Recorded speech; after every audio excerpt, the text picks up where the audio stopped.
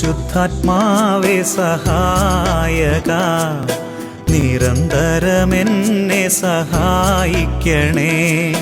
നിത്യവും കൂടെ വസിക്കുന്നോനേ, അഭിഷേകത്തിൻ അഗ്നി നിറച്ചിടണേ.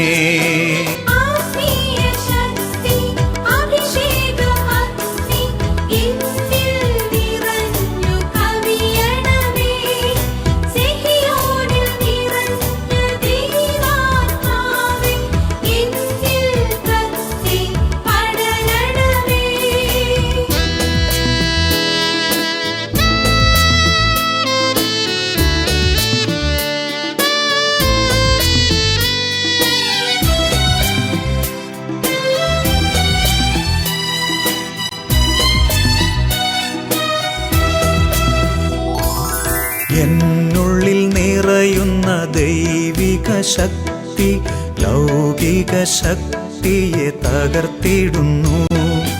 പാപനീതി ന്യായ ബോധ്യങ്ങൾ ഹൃത്തിൽ നിറച്ചെന്നെ അഭിഷേചിക്കൂ. പരിശുദ്ധാത്മാവേ സഹായക, നിരന്തരമെന്നെ സഹായിക്കണേ.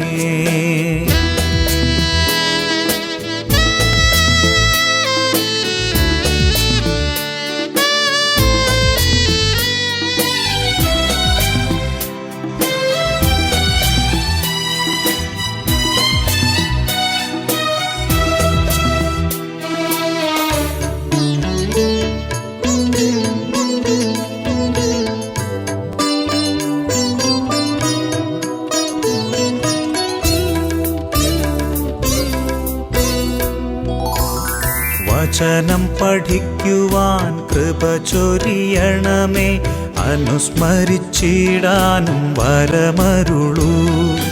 ദൈവപുത്രന് സാക്ഷ്യമേകാൻ അഭിഷേക അഗ്നിയെ ജ്വലിപ്പിച്ചിടൂ.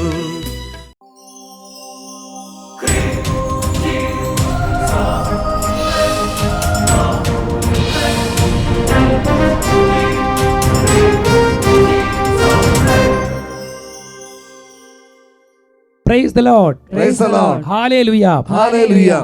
അഭിഷേകാഗ്നി ശുശ്രൂഷയുടെ എല്ലാ പ്രേക്ഷകരെയും യേശുക്രിസ്തുവിന്റെ ധന്യനാമത്തിൽ സ്വാഗതം ചെയ്യുന്നു. ഹല്ലേലൂയ.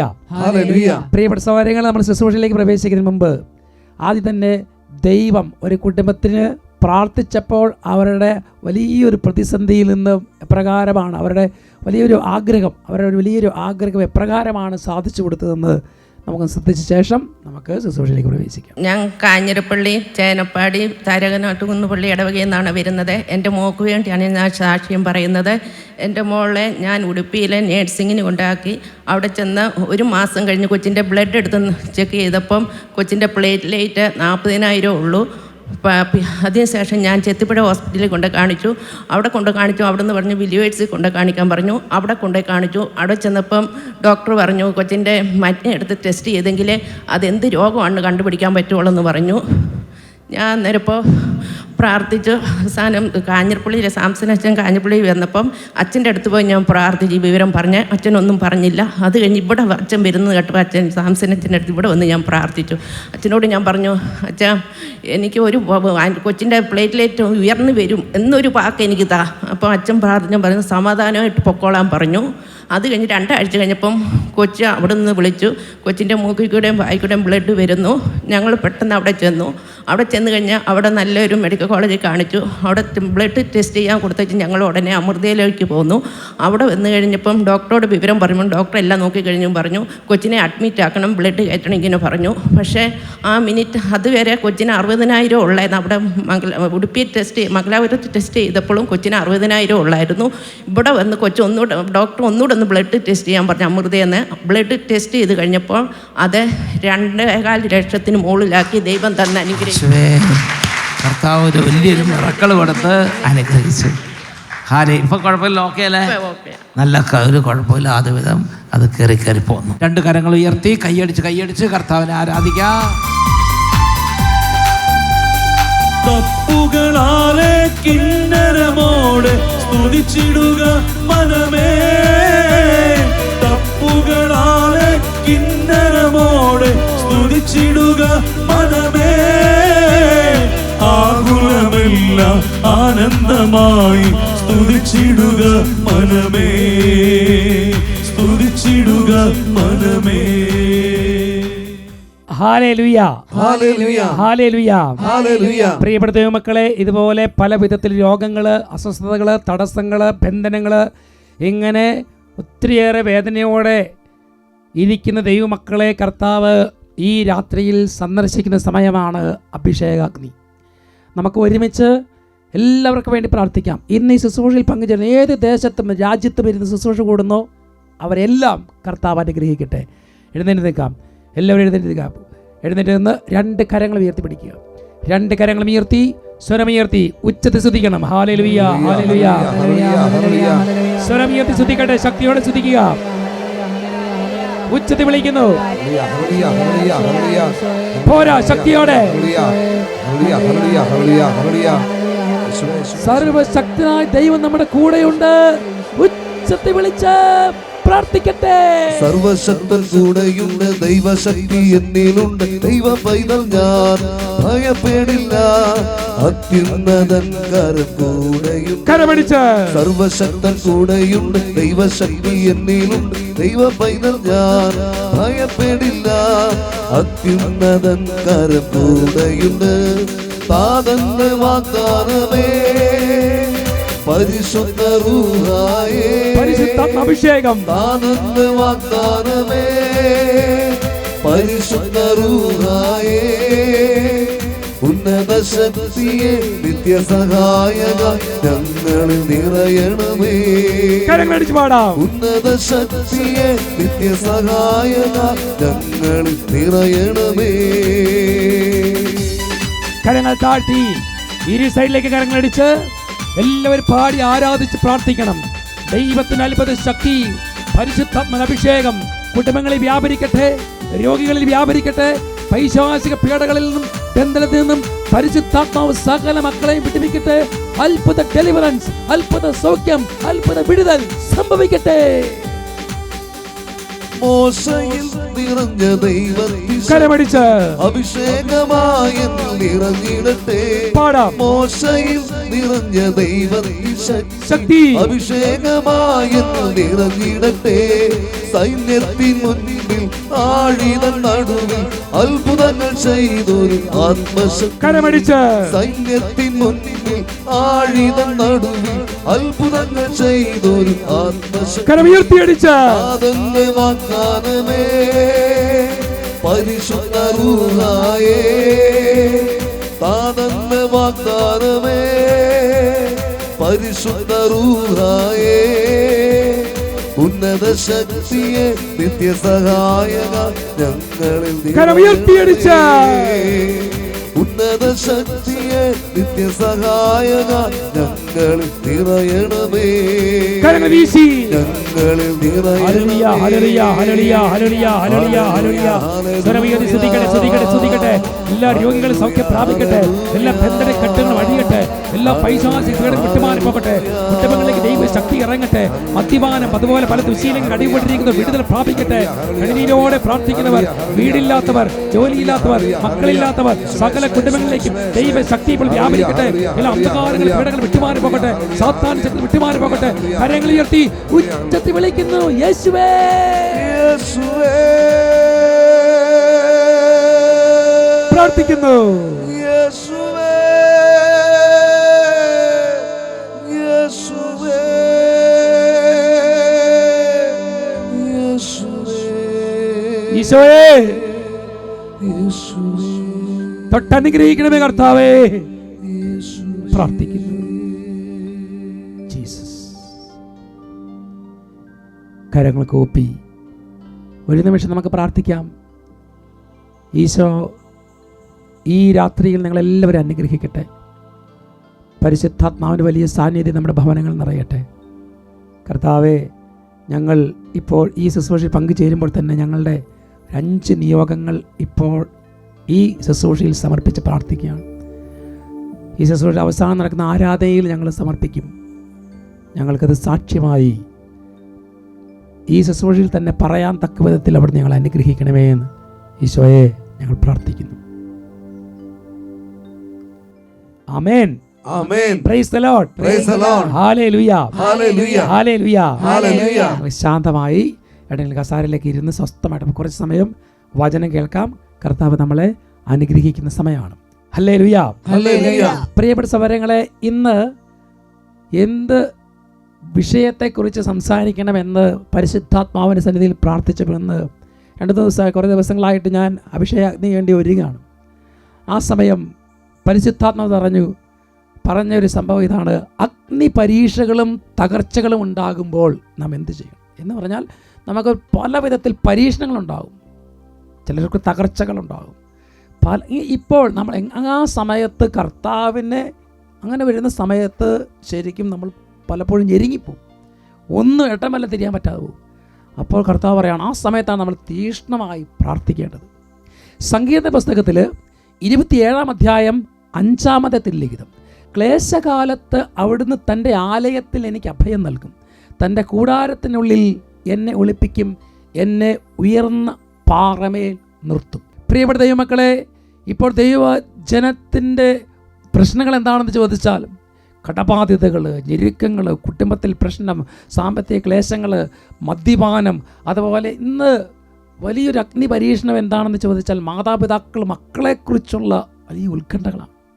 അവരുടെ വിവാഹപ്രായമായി കല്യാണം നടക്കുന്നില്ല, അതുപോലെ അവരുടെ ജീവിതത്തിൽ പലവിധ പഠനം, ജോലി, കുറേ ആളുകൾ ഈ ദേശത്ത് ജോലിയില്ലാതെ ഏതെങ്കിലും രാജ്യത്തേക്ക് ജോലിക്ക് വേണ്ടി നമുക്ക് പേര് പോലും അറിയാത്ത രാജ്യങ്ങളിലേക്ക് കയറിപ്പോവുകയാണ്. കാരണം ജീവിക്കാൻ പറ്റാത്തൊരവസ്ഥ നമ്മുടെ നാട്ടിൽ. പ്രിയപ്പെട്ട സഹോദരങ്ങളെ, ഇന്ന് കേരളത്തിൽ നമ്മൾ ഏതെങ്കിലും ഭവനത്തിൽ ചെന്നാൽ ആ ഭവനങ്ങളിൽ ആരുമില്ല, ജോലി തേടി അലയുകയാണ്. അങ്ങനെ മാതാപിതാക്കൾക്ക് അതിൻ്റെ ഒരു വിഷമം, കല്യാണ തടസ്സങ്ങൾ, വീടില്ലാത്ത അവസ്ഥ, ഇങ്ങനെ പല അതുപോലെ പല മാരക രോഗത്തിൻ്റെ എണ്ണം പെരുകിയിരിക്കുകയാണ്. ഏതാണ് രോഗം, എന്താണ് രോഗം എന്നറിയില്ല, പെട്ടെന്ന് മരിക്കുന്ന ഒരവസ്ഥ, മരണസംഖ്യ കൂടി. പ്രിയപ്പെട്ട സഹോദരങ്ങളെ, ഇങ്ങനെയുള്ള സമയത്ത് ഈ ഞെരുക്കങ്ങളും അഗ്നി പരീക്ഷണങ്ങളും നമ്മളെ നേരിടുമ്പോൾ എന്ത് ചെയ്യണമെന്ന് കർത്താവ് പറഞ്ഞത്? കർത്താവ് പറയും, നീ ക്ലേശകാലത്ത് കർത്താവിൻ്റെ സന്നിധിയിൽ വന്ന് പ്രാർത്ഥിക്കുക, നിന്നെ ഉയർന്ന പാറയിൽ നിർത്തും കർത്താവ്. വിശുദ്ധ പത്രോസിലേക്ക് എഴുതിയ 1-ാം ലേഖനത്തിൽ 5-ാം അധ്യായം 6-ാമത്തെ തിരുലിഖിതം പറയുന്നു, ദൈവത്തിൻ്റെ ശക്തമായ കരത്തിൻ്റെ കീഴിൽ നിങ്ങൾ താഴ്മയോടെ നിൽക്കുവിൻ, അവിടുന്ന് തക്ക സമയത്ത് നിങ്ങളെ ഉയർത്തിക്കൊള്ളും. നിങ്ങളുടെ ഉത്കണ്ഠകളെല്ലാം അവിടുത്തെ ഏൽപ്പിക്കുവിൻ, അവിടുന്ന് നിങ്ങളുടെ കാര്യത്തിൽ ശ്രദ്ധാലുവാണ്. കണ്ടോ, ദൈവത്തിൻ്റെ ശക്തമായൊരു കരം നമ്മുടെ മുകളിലുണ്ട്. നമ്മൾ നടക്കുമ്പോൾ, ഇരിക്കുമ്പോൾ, ഉറങ്ങുമ്പോൾ, യാത്ര ചെയ്യുമ്പോഴെല്ലാം ദൈവത്തിൻ്റെ ഒരു കരം നമ്മുടെ മേലുണ്ട്. ആ കരത്തിന് കീഴിൽ നീ നിൽക്കുക, താഴ്മയോടെ നിൽക്കണം. അഹങ്കാരം വെടിഞ്ഞ് നമ്മുടെ ബുദ്ധി, ശക്തി, കഴിവ്, പണം, ആരോഗ്യം ഇതൊന്നും കർത്താവിന് വേണ്ട, മറിച്ച് എളിമപ്പെട്ട് അവൻ്റെ സന്നിധിയിൽ നിൽക്കുക. എന്നിട്ട് ആ കരത്തിൻ്റെ കീഴിൽ നിന്നിട്ട് നിൻ്റെ ഉത്കണ്ഠകൾ, ആകുലതകൾ, ആവശ്യങ്ങൾ, പ്രാരാബ്ദങ്ങൾ, ഇപ്പോൾ കടന്നു പോകുന്ന ഞെരുക്കങ്ങൾ, അഗ്നി പരീക്ഷണങ്ങൾ, ഇതെല്ലാം കർത്താവിന് കൊടുക്കുക. ചിലപ്പോൾ ഒരു ഉത്തരം നമുക്ക് കിട്ടിയെന്ന് വരില്ല, പക്ഷേ നിങ്ങൾ അവിടെ നിൽക്കണം. അപ്പോൾ എന്ത് ചെയ്യണം? എന്നിട്ട് എന്ത് ചെയ്യണം? ആ കരത്തിൻ്റെ കീഴിൽ നിന്നുകൊണ്ട് ഉത്കണ്ഠപ്പെടാതെ പ്രാർത്ഥിക്കണം. സംഗീതത്തിന് പറയുന്നത് എങ്ങനെയാണ്? 107-ൽ 19-ാമത്തെ തിരുലിഖിതം: അപ്പോൾ തങ്ങളുടെ കഷ്ടതയിൽ അവർ കർത്താവിനോട് നിലവിളിച്ചപേക്ഷിച്ചു, അവിടുന്ന് അവരെ ഞെരുക്കങ്ങളിൽ നിന്ന് രക്ഷിച്ചു.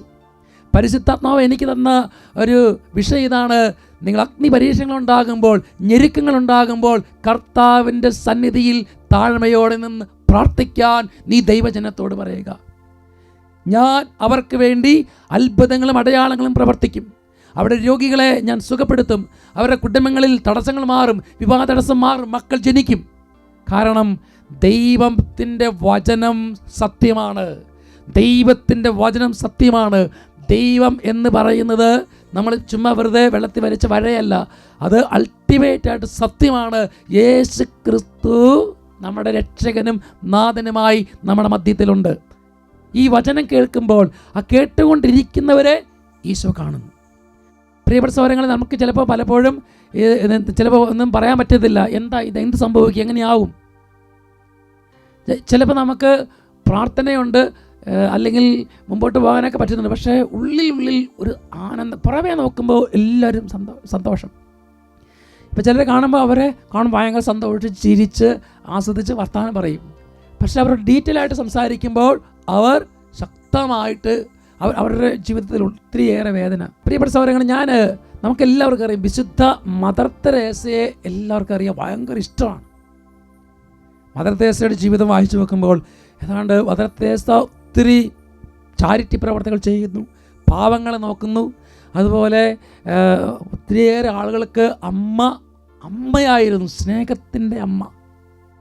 പക്ഷേ മദർ തെരേസയ്ക്ക് സങ്കടമാണ്. മദർ തെരേസയെക്കുറിച്ച് ഞാൻ വായിച്ചപ്പോൾ ആ അമ്മയുടെ ജീവിതത്തിലെ കുറേ കാര്യങ്ങൾ എനിക്ക് മനസ്സിലായി. അതായത് അഗ്നി പരീക്ഷയിലൂടെ കടന്നുപോയൊരു സമയമുണ്ടായിരുന്നു മദർ തെരേസയ്ക്ക്. 1910 മക്കതോനിയിൽ ജനിച്ചു. 8-9 വയസ്സുള്ളപ്പോൾ ആ പിതാവ് മരിച്ചു. പിന്നീട് അമ്മയുടെ ഒപ്പം ജീവിക്കുന്നു.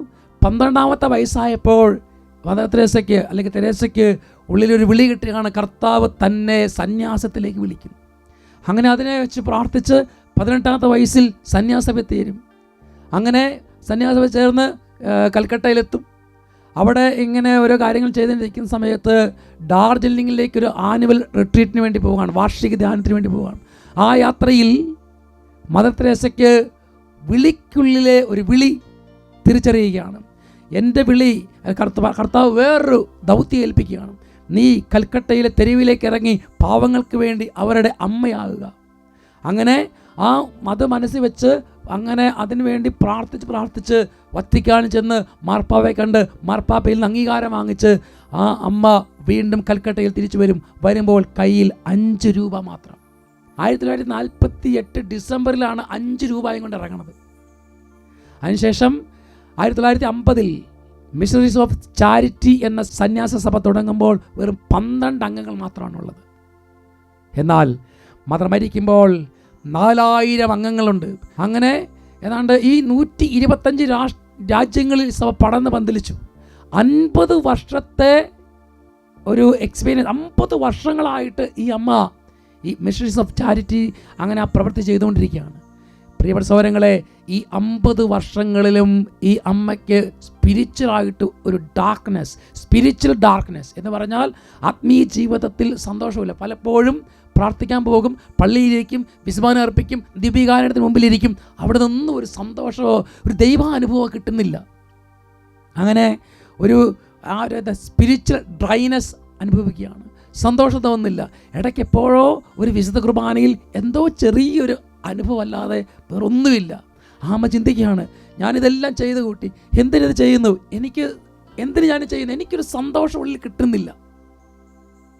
ഏതാണ്ട് 50 വർഷത്തോളം പ്രിയപ്പെട്ട സഹോദരങ്ങളെ, അതിനിടയ്ക്ക് ഈ ദൈവത്തിൻ്റെ ദൈവികമായിട്ട് ഒരു അനുഭവമോ ഒന്നും കിട്ടുമോ, ഒരു ദൈവ അനുഭവമോ അല്ലെങ്കിൽ ഒന്നും കിട്ടുന്നില്ല, ഒരു സന്തോഷം സമാധാനം ഉള്ളിലില്ല. അപ്പോഴൊക്കെ ഈ അമ്മയ്ക്ക് നോബൽ സമ്മാനം കിട്ടുന്നു, പലരും ആദരിക്കുന്നു, വലിയ വേദികളിലേക്ക് വിളിച്ച് പൊന്നാട അണിയിക്കുന്നു, അങ്ങനെ അവാർഡുകളും എല്ലാം കിട്ടുന്നുണ്ട്. പക്ഷേ ഉള്ളിൽ ഒരു ആത്മീയമായിട്ടൊരു ആനന്ദം കിട്ടുന്നില്ല, ഒരു സന്തോഷമില്ല. പ്രിയപ്പെട്ട സഹോദരങ്ങളെ, ഇന്ന് ഈ കാര്യം ഞാൻ വായിച്ചപ്പോൾ ഇന്ന് നമ്മുടെ ഈ വചനം കേൾക്കുന്ന ചിലരെല്ലാം അനുഭവം ഇതാണ്.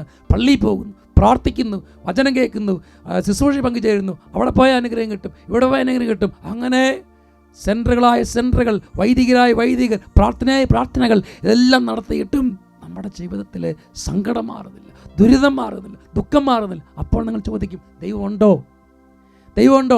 പ്രിയപ്പെട്ട സഹോദരങ്ങളെ, അപ്പോൾ ഇങ്ങനത്തെ ഒരു അവസ്ഥ നമുക്കുണ്ടാവും. പ്രാർത്ഥിച്ച് മടുത്തു പോയവർ. കാരണം എത്ര പ്രാർത്ഥിച്ചിട്ടും എത്ര ആളുകളെ കണ്ടിട്ടും ഒരു പ്രയോജനമില്ല. അനേക സാക്ഷ്യങ്ങൾ കേൾക്കുമ്പോൾ നമ്മൾ ചിന്തിക്കും, എൻ്റെ ജീവിതത്തിൽ എന്താ കർത്താവ് പ്രവർത്തിക്കാത്തത്? പ്രിയപ്പെട്ട സഹോദരങ്ങളെ, ദൈവം നമ്മളെ വളർത്തുമ്പോൾ നമുക്ക് ഞെരുക്കങ്ങൾ തരും, സങ്കടങ്ങൾ തരും, രോഗങ്ങൾ തരും, അഗ്നി പരീക്ഷകളുണ്ടാകും. അപ്പോഴൊക്കെ കർത്താവിൻ്റെ കരത്തിൻ്റെ കീഴെ താഴ്മയോട് നിന്ന് എളിമപ്പെട്ട് പ്രാർത്ഥിക്കണം. അങ്ങനെ പ്രാർത്ഥിക്കുമ്പോൾ കർത്താവ് നമ്മളിൽ പ്രവർത്തിക്കും.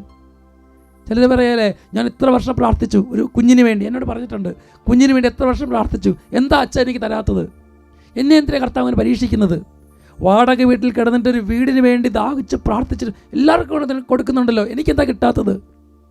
ഇനി ഒരു സ്ഥലം നോക്കി മേടിക്കാൻ പോലും പറ്റുന്നില്ല. എൻ്റെ ദൈവം എന്താ കാണാത്തത്? അഗ്നി പരീക്ഷകൾ, ഞെരുക്കങ്ങൾ, സങ്കടങ്ങൾ ഓരോ മനുഷ്യർക്കും ഉണ്ടാകും. പ്രിയപ്പെട്ട സഹോദരങ്ങളെ, അപ്പോഴൊക്കെ നാം എളിമപ്പെട്ട് കർത്താവിൻ്റെ കരത്തിന് കീഴെ നിൽക്കണം എന്നാണ് ഇന്ന് പരിശുദ്ധാത്മാവ് നിങ്ങൾക്ക് നൽകുന്ന സന്ദേശം. യേശയ്യാപ്രവചനത്തിൽ 25-ാം അധ്യായം 8-ാമത്തെ തിരുലിഖിതം, യേശയ്യാപ്രവചനം 25:8, അവിടുന്ന് മരണത്തെ എന്നേക്കുമായി ഗ്രസിക്കും, സകലരുടെയും കണ്ണീർ അവിടുന്ന് തുടച്ചു മാറ്റും, തൻ്റെ ജനത്തിൻ്റെ അപമാനം ഭൂമിയിൽ എല്ലായിടത്തു നിന്ന് അവിടുന്ന് നീക്കിക്കളയും. കർത്താവാണ് ഇത് അരുളി ചെയ്യുന്നത്. ബുക്ക് ഓഫ് ഐസയ്യാ ചാപ്റ്റർ 25:8, അവിടുന്ന് മരണത്തെ എന്നേക്കുമായി ഗ്രസിക്കും, സകലരുടെയും കണ്ണീർ അവിടുന്ന് തുടച്ചു മാറ്റും, തൻ്റെ ജനത്തിൻ്റെ അവമാനം ഭൂമിയിൽ എല്ലായിടത്തു നിന്ന് അവിടെ നീക്കിക്കളയും. കർത്താവാണ് ഇത് അരുളി ചെയ്യുന്നത്. പ്രിയപ്പെട്ട സഹോദരങ്ങളെ, അപ്പം കർത്താവ് അക്സെപ്റ്റ് ചെയ്ത് പറയുകയാണ്, അവിടുന്ന് നിങ്ങളുടെ കണ്ണുനീരും വേദനയും ഞെരുക്കങ്ങളും എല്ലാം കാണുന്നുണ്ട്, അറിയുന്നുണ്ട്, എടുത്തു മാറ്റും. പ്രിയപ്പെട്ട സഹോദരങ്ങളെ, പിന്നെ എന്തുകൊണ്ട് ഈ അഗ്നി പരീക്ഷയിൽ നിന്ന് നമ്മൾ വിടുവിക്കുന്നില്ല? നീണ്ട 50 വർഷം അനേക ചാരിറ്റി പ്രവർത്തികളും അനേകർ മതത്തെ ഇങ്ങനെ പുകഴ്ത്തി എല്ലാവരും ഉള്ളം കയ്യിൽ വെച്ചുകൊണ്ട് പോകുമ്പോഴും ഉള്ളിൽ ഒരു ഞെരിപ്പോടുണ്ട്. എൻ്റെ ദൈവം എനിക്ക് ഒരു സന്തോഷം സമാധാനം നൽകുന്നില്ല. ഞാൻ പള്ളിയിൽ പോകുന്നു, പ്രാർത്ഥിക്കുന്നു, എനിക്ക് സമാധാനം. അഗ്നി പരീക്ഷകൾ ഇതൊക്കെ ഇട്ടെറിഞ്ഞിട്ട് പോയാലോ എന്ന് ചിന്തിച്ചൊരു സമയമുണ്ട്. പ്രിയപ്പെട്ട സഹോദരങ്ങളെ, എന്നാൽ നോക്ക്, ദൈവം ആ അമ്മയെ അനുഗ്രഹിച്ചുകൊണ്ടിരുന്നു. എന്നിട്ടും ഇത്ര ഈ ഡ്രൈനസിലൂടെ കടന്നു പോകുമ്പോഴും ആ കർത്താവിൻ്റെ കരത്തിൻ്റെ കീഴിൽ നിന്ന് അണിവിട മാറാൻ ആ അമ്മ തയ്യാറായില്ല. ഇന്ന് സഭയിലെ ഒരു വിശുദ്ധയാണ്. ഇന്ന് പ്രിയപ്പെട്ട സഹോദരങ്ങൾ, ഏതാണ്ട് എത്രയോ 4000-ഓളം സന്യാസികൾ ആ അമ്മയുടെ കോൺഗ്രിഗേഷനിലുണ്ട്. അപ്പോൾ നോക്ക് പ്രിയപ്പെട്ട സഹോദരങ്ങളെ, ദൈവം നമുക്ക് നൽകുന്ന ചില സങ്കടങ്ങൾ, ചില വേദനകൾ, ചില ദുരിതങ്ങൾ, അഗ്നി പരീക്ഷണങ്ങൾ, അത് ദൈവത്തിന് ഇഷ്ടമാണ്. നമ്മൾ എന്ത് ചെയ്യണം? അപ്പോഴൊന്നും പരാതി കൂടാതെ കർത്താവിൻ്റെ സന്നിധിയിൽ പ്രാർത്ഥിക്കണം, ദൈവസന്നിധിയിൽ പ്രാർത്ഥിക്കണം, അവിടെ എളിമപ്പെട്ട് നിൽക്കണം. അവിടെയാണ് വിജയം. നിങ്ങൾ അഭിഷേകാഗ്നി കൂടുന്നവരാണ് പലരും. ഇതെല്ലാം കണ്ട് പ്രാർത്ഥിച്ചിട്ടും ദൈവജനത്തിന് ചിലപ്പോൾ മടുപ്പ് തോന്നിയിട്ടുണ്ടാവും. എന്തേ കർത്താവ് അനുഗ്രഹിക്കാത്തത്? ഈ പരീക്ഷണങ്ങളും ദുരിതങ്ങളും മാത്രമാണ് എനിക്കുള്ളത്. അങ്ങനെ വേദനിക്കുന്ന ദൈവമക്കളോട് കർത്താവ് പറയുന്നു, നിങ്ങൾ അഗ്നി പരീക്ഷണങ്ങൾ ഞാൻ നിങ്ങൾക്ക് നൽകുന്നു, നിങ്ങൾ അതിനെക്കുറിച്ചൊന്നും ചിന്തിക്കേണ്ട ആവശ്യമില്ല. അതുകൊണ്ട് പ്രിയപ്പെട്ട ദൈവമക്കളെ, ഇന്ന് വചനം കേട്ടുകൊണ്ടിരിക്കുന്ന ദൈവമക്കളോട് അതിലൊന്നേ പറയാനുള്ളൂ, കർത്താവ് നിങ്ങളെ അനുഗ്രഹിക്കും. നിങ്ങളുടെ കണ്ണുനീരും നിങ്ങളുടെ അലച്ചിലുകളും നിങ്ങളുടെ വേദനകളും ദുഃഖങ്ങളും അറിയുന്ന ദൈവമാണ്. അവിടെ ശാന്തമായി നിൽക്കുക. സംഗീത പുസ്തകത്തിൽ 56-ാം അധ്യായം 8-ാമത്തെ തിരുലിഖിതം, സാംസ് 56:8, അവിടുന്ന് എൻ്റെ അലച്ചിലുകൾ എണ്ണിയിട്ടുണ്ട്, എൻ്റെ കണ്ണീർ കണങ്ങൾ അങ്ങ് കുപ്പിയിൽ ശേഖരിച്ചിട്ടുണ്ട്, അവ അങ്ങയുടെ ഗ്രന്ഥത്തിലുണ്ടല്ലോ. കണ്ടോ? അപ്പം നമ്മൾ പറയൽ, ചിലർ പരാതി പറയുമെന്ന് ഞാൻ പറഞ്ഞില്ലേ, ചിലർ പറയുന്ന പരാതി, എന്നെ കാണുന്നില്ല, എന്നെ കേൾക്കുന്നില്ല, എന്നെ അറിയുന്നില്ല. എന്തുകൊണ്ട്? പ്രിയപ്പെട്ട സഹോദരങ്ങളെ, എന്തുകൊണ്ടെന്ന് ചോദിക്കുകയാണ്. പ്രിയപ്പെട്ട സഹോദരങ്ങളെ, അവിടത്തേക്ക് അറിയാം, ഈശോയ്ക്ക് അറിയാം നിങ്ങളുടെ അലച്ചിലുകൾ, നിങ്ങളുടെ ദുഃഖങ്ങൾ, നിങ്ങളുടെ വേദനകൾ. ഇപ്പോൾ നിങ്ങൾ കടന്നു പോകുന്ന കയ്പേറിയ ആ ഒരു കയ്പ്, ഇപ്പോൾ നിങ്ങൾ കുടിച്ചിറക്കുന്ന കയ്പ് പാനീയം എന്താണെന്ന് കർത്താവിന് അറിയാം. പ്രിയപ്പെട്ട സഹോദരങ്ങളെ, കർത്താവാണ് നിങ്ങളുടെ ദൈവമെങ്കിൽ കർത്താവിന് രക്ഷിക്കാൻ കഴിയും. കർത്താവാണ് നിങ്ങളുടെ ദൈവമെങ്കിൽ കർത്താവ് നിങ്ങളെ രക്ഷിക്കും. റോമാക്കാർക്കുടെ ലേഖനത്തിൽ 8-ാം അധ്യായം 28-ാമത്തെ തിരുലിഖിതം, റോമർ ചാപ്റ്റർ 8:28, ദൈവത്തെ സ്നേഹിക്കുന്നവർക്ക് അവിടുത്തെ പദ്ധതി അനുസരിച്ച് വിളിക്കപ്പെട്ടവർക്ക് അവിടുന്ന് സകലവും നന്മയ്ക്കായി പരിണമിപ്പിക്കുന്നുവെന്ന് നമുക്കറിയാമല്ലോ. അതുകൊണ്ട് പ്രിയപ്പെട്ട സഹോദരങ്ങളെ, ഒന്നിനെക്കുറിച്ച് ഉത്കണ്ഠ വേണ്ട, ആകുലത വേണ്ട. നിങ്ങൾ കർത്താവിൻ്റെ കരത്തിൻ്റെ കീഴെ താഴ്മയോടെ നിൽക്കുക. ഇത് കർത്താവ് തരുന്ന സമയമാണ്. അതുകൊണ്ട് പ്രിയപ്പെട്ട സഹോദരങ്ങളെ, ഇന്ന് വചനം കേട്ടുകൊണ്ടിരിക്കുന്ന ദൈവമക്കൾക്ക് പല വേദനകളുണ്ട്, സങ്കടങ്ങളുണ്ട്, ദുരിതങ്ങളുണ്ട്. അഗ്നി പരീക്ഷയിലൂടെ കടന്നു പോകുന്നു, അഗ്നിയിലൂടെ ചവിട്ടി നടക്കുന്നവരുണ്ട്. ഭയം വേണ്ട, ഉത്കണ്ഠ വേണ്ട, ആകുലത വേണ്ട, എന്താകുമെന്ന് ചിന്തിക്കേണ്ട. പ്രിയപ്പെട്ട ദൈവമക്കളെ, കർത്താവിന് അസാധ്യമായി ഒന്നുമില്ല. കർത്താവ് ചെയ്യും. ദൈവം പ്രവർത്തിക്കാതിരിക്കുകയില്ല. അതുകൊണ്ട് പ്രിയപ്പെട്ട ദൈവമക്കളെ, ഈ രാത്രിയിൽ നിങ്ങൾ പ്രാർത്ഥിക്കണം. ഈശോയോട് ആത്മാർത്ഥമായിട്ട് നിങ്ങൾ പറയണം, കർത്താവേ, ഇതാണ് എൻ്റെ ഞെരുക്കം, ഇതാണ് എൻ്റെ പരീക്ഷണം. ചിലപ്പോഴൊക്കെ ഞാൻ പ്രാർത്ഥന നിർത്തിയിട്ടുണ്ട്, പള്ളിയിൽ പോലും പോക്ക് പോലും നിർത്തിയിട്ടുണ്ട്. അതൊക്കെ ഒന്ന് മാറ്റി നല്ല തിരിച്ച് നിങ്ങൾ ദൈവത്തിലേക്ക് വാ. നല്ലൊരു അനുതാപത്തോടെ ഒന്ന് കുമ്പസാരിച്ച് പ്രാർത്ഥിച്ച് കർത്താവിനോട് സന്നിധിയിൽ ഒന്ന് ഏറ്റുപറയില്ല. ഹെബ്രായർക്കാരുടെ ലേഖനത്തിൽ 13-ാം അധ്യായത്തിൽ 6-ാമത്തെ ലിഖിതം, ഹീബ്രു ചാപ്റ്റർ 13:6. അതിനാൽ നമുക്ക് ആത്മധൈര്യത്തോടെ പറയാം, കർത്താവാണ് എൻ്റെ സഹായകൻ, ഞാൻ ഭയപ്പെടുകയില്ല, മനുഷ്യന് എന്നോട് എന്ത് ചെയ്യാൻ കഴിയും. അതിനാൽ നിങ്ങൾ ആത്മധൈര്യത്തോടെ പറഞ്ഞോ. നിങ്ങൾക്ക് കടബാധ്യതയുണ്ട്, ഞെരുക്കങ്ങളുണ്ട്, മക്കളുടെ കാര്യത്തെക്കുറിച്ച് ഉത്കണ്ഠയുണ്ട്. പലരും പറയും, നീ ഇങ്ങനെ പ്രാർത്ഥിച്ചിട്ട് എന്തായി, എന്ത് കിട്ടി? അപ്പോൾ നിങ്ങൾക്ക് ആത്മധൈര്യത്തോടെ പറയാൻ പറ്റണം, കർത്താവാണ് എൻ്റെ ദൈവം, എൻ്റെ സഹായകൻ അവിടുന്നാണ്, ഞാൻ ഭയപ്പെടുകയില്ല. ഇപ്പോഴുള്ള പ്രതിസന്ധികളും ഇപ്പോഴുള്ള തകർച്ചകളിൽ നിന്നും ഒറ്റ നിമിഷം കൊണ്ട് എൻ്റെ കർത്താവിന് എന്നെ പിടിച്ചുയർത്താൻ കഴിയും. കാരണം ഞാൻ കർത്താവിൻ്റെ കാര്യത്തിൻ്റെ കീഴിലാണ് നിൽക്കുന്നത്. ആത്മധൈര്യത്തോടെ പറയണം, ആത്മധൈര്യത്തോടെ പറയണം, എൻ്റെ കർത്താവ് എൻ്റെ ജീവിതത്തിൽ ഇടപെട്ടിരിക്കും. പ്രിയപ്പെട്ട സഹോദരങ്ങളെ, ആ ഒരു വിശ്വാസത്തോടെ നമുക്ക് പ്രാർത്ഥിക്കാം. കർത്താവ് ഇന്ന് വചനം കേൾക്കുന്നവരെയും ഇത് തുടർന്ന് യൂട്യൂബിൽ നിന്ന് എടുത്ത് കേൾക്കുന്നവരെയും ധാരാളം അനുഗ്രഹം കർത്താവ് ചൊരിയട്ടെ. അങ്ങനെ വിശ്വാസത്തോടെ എൻ്റെ സഹായനായ കർത്താവ് എൻ്റെ ഒപ്പമുണ്ട് എന്ന് ഓരോ മക്കളും ആത്മാർത്ഥമായി പ്രാർത്ഥിക്കട്ടെ. കർത്താവ് നിങ്ങളെ അനുഗ്രഹിക്കും.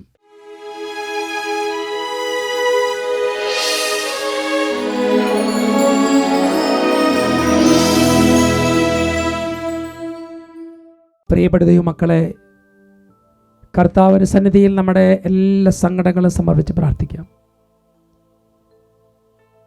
ഇപ്പോൾ നിങ്ങൾ അനുഭവിക്കുന്ന വേദനകൾ, ദുഃഖങ്ങൾ, ദുരിതങ്ങളെല്ലാം ഈശോ അറിയുന്നു. എളിമപ്പെട്ട് അവിടുത്തെ കരത്തിൻ്റെ കീഴിൽ താഴ്മയോടെ നിൽക്കുന്നവരെ കർത്താവ് അനുഗ്രഹിച്ച് തക്ക സമയത്ത് അവരെ ഉയർത്തും എന്ന് നമ്മൾ ഇന്ന് തിരിച്ചറിഞ്ഞു. എല്ലാ കണ്ണുനീരും ഒപ്പുന്ന സമയമാണിപ്പോൾ. വിശ്വസിക്കണം, നമ്മുടെ മധ്യത്തിൽ ദിവ്യകാരുണ്യത്തിൽ കർത്താവിന് സാന്നിധ്യമുണ്ട്. ഈ ദിവ്യകാരുണ്യത്തിൽ ഈശോ ഉണ്ട്. കർത്താവേ, എന്നെ അറിയുന്ന ദൈവമേ, ഈ നിമിഷം ഞാൻ വിശ്വാസത്തോടെ പ്രാർത്ഥിക്കുന്നു. എല്ലാ പ്രാർത്ഥനകളും നിയോഗങ്ങളും സമർപ്പിക്കാം, എല്ലാ ദുഃഖങ്ങളും സമർപ്പിക്കാം, വേദനകൾ സമർപ്പിക്കുക. രണ്ട് കരങ്ങൾ ഉയർത്തി പിടിക്കാം. രണ്ട് കരങ്ങളും ഉയർത്തി എല്ലാവരും ഉച്ചത്തിൽ സ്തുതിക്കുന്നു. ഹല്ലേലൂയ, ഹല്ലേലൂയ, ഹല്ലേലൂയ, ഹല്ലേലൂയ. സ്വരമുയർത്തി ഉച്ചത്തിൽ സ്തുതിച്ച് പ്രാർത്ഥിക്കട്ടെ.